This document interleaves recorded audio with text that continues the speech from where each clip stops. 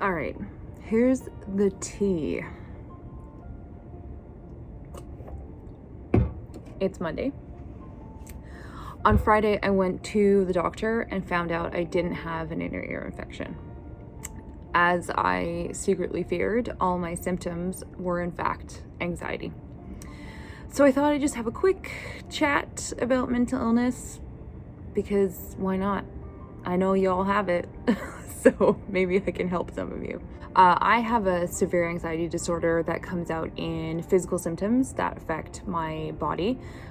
For the first few years, it was stomach-related issues and chronic nausea.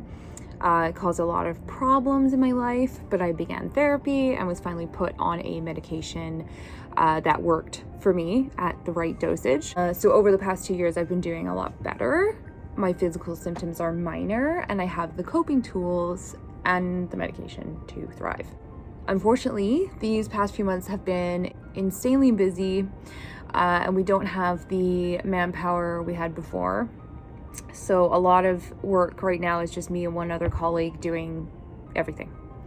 It is exhausting. It is overwhelming, but I'm very grateful to have a job. And I think last year, everyone struggled during the pandemic, and I was actually doing okay. I had my job, I had my routine, but I don't think I actually sort of allowed myself to really deal with anything that happened last year. I was just like one day at a time, work, and that kind of caught up to me this month. My body started to fail. My new anxiety symptoms arrived, which was, as you guys have seen, dizziness, vertigo, jaw and teeth pain, earaches. The problem with the anxiety disorder that I have is that the physical symptoms can be anything. But, when you don't have an anxiety disorder like that, if you have symptoms of something, you can very easily go, oh, I have a cold, I have an ear infection, I have a migraine, I have food poisoning, I don't know. I don't have that. So any of the physical symptoms that my body has, even though it may show as something else, it's usually anxiety related. And there's almost like a bit of hypochondria in my brain, where if you tell me I have something, my brain caters those anxiety symptoms to match that in a way. And it's why I don't want to hear when people talk about medical problems or watch anything on TV about that, because my brain just stores it away for a rainy day. So when I went to the clinic and got my inner ear infection diagnosis, my body and brain accepted that and was like, okay, let's enhance these symptoms, because that's what we do. But when I finally got to see my family doctor last Friday, who knows my history and all my experiences, he was able to say immediately that this is not an inner ear infection and is in fact anxiety related symptoms. It is exhausting. Whenever something happens to my body, I have to figure out if it's an ailment or is it anxiety, and I haven't had to deal with that in a long time. So this past week of symptoms was a very scary wake-up call for me, that even though I feel like I'm doing okay and I'm working really hard and I'm like going to sleep and sleeping well, it doesn't mean I'm actually doing okay. It is really a full-time job keeping your mental illness at bay, and ensuring that you're taking care of yourself at all times. So my doctor implored me that I go back to a therapist, because there's only so much that medication and coping tools can do. You have to talk through these symptoms and these thoughts to help control it. So I have an appointment tomorrow with a new therapist that I'm going to try, and I've also booked time off for this week. I'll be having a 5-day weekend, so that I can kind of get myself sorted again. I'd already booked this time off like 2 weeks ago, because everyone was telling me to take a vacation. And I was like, no, but I did it. And now I'm very glad that I did. So what I'm rambling on about is take care of yourself, listen to your doctor, take your medication, and go get some fucking therapy. This vlog, I think, is going to mostly be the long weekend for me. And I just want to read in bed the whole time and rest my work brain and get back in control. And the vlog helps with that. It's helpful to talk this stuff out loud, like therapy.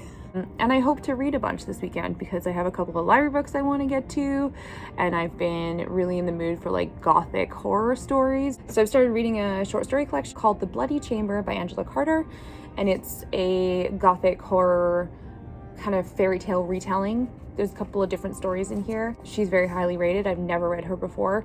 I basically Googled gothic horror classics, and there was only 2 authors on there that I hadn't read, so she is one of them. So I'm gonna read it. So yeah, cool.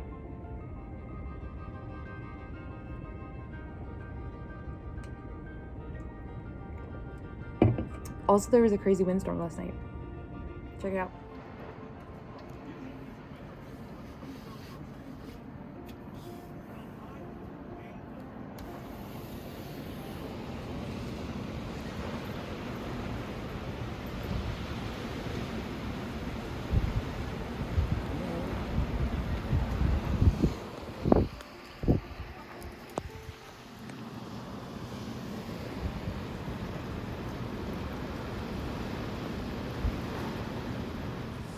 I'm officially on vacation. Woo! I'm on vacation until Tuesday. There's going to be a lot of construction noises. So we're just going to have to deal with that. This morning I went to the dentist and it was actually pretty good. It was not too bad. Hi, buddy. Hi. Hi. I'm currently reading The Iron Raven by Julie Kagawa. I'm only 50 pages in so far, but I'm really digging it. So yeah, vacation. My new Stephen King shirts arrived. Yay! And yes, I am also currently wearing a Stephen King shirt, but I've got this one. This is from The Gunslinger. Isn't that amazing? It's so amazing. And then this one, which is Eyes of the Dragon. And then lastly, a little Castle Rock tea.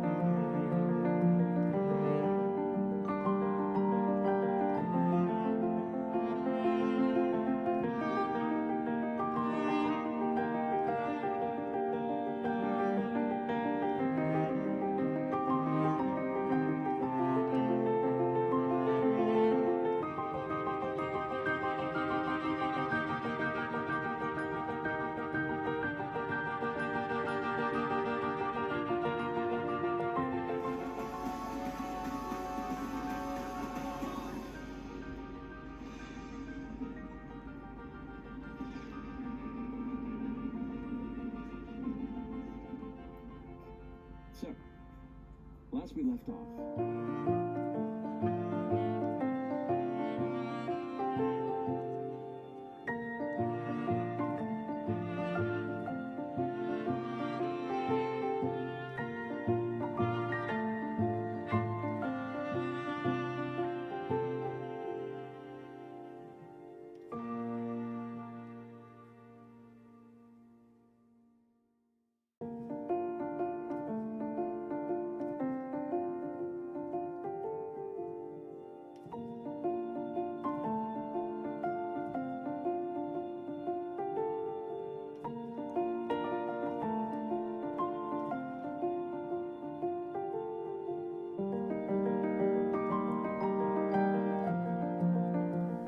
Giving Tony a haircut. Look at all that fur.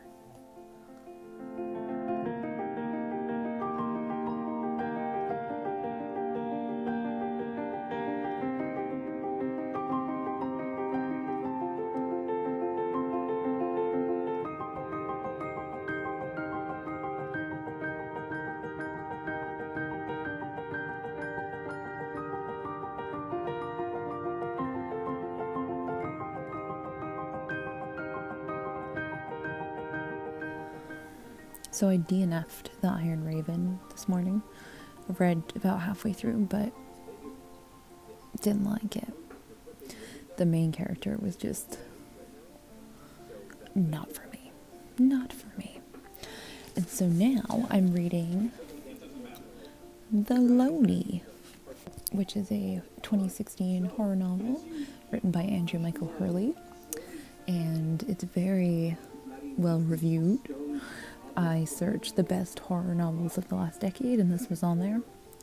And Stephen King has a quote on the front of the cover that says, "It's not just good, it's great, an amazing piece of fiction." And since I would trust Stephen King with my life, I'm obviously going to read this book. I'm like 30-ish pages in, and it's very creepy so far. It feels very folk horror. It's like a little town in England on the seaside. Right up my alley.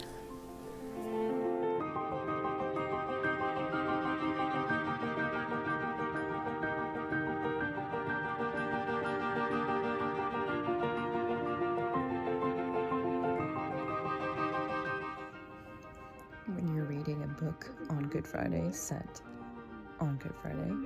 Ooh.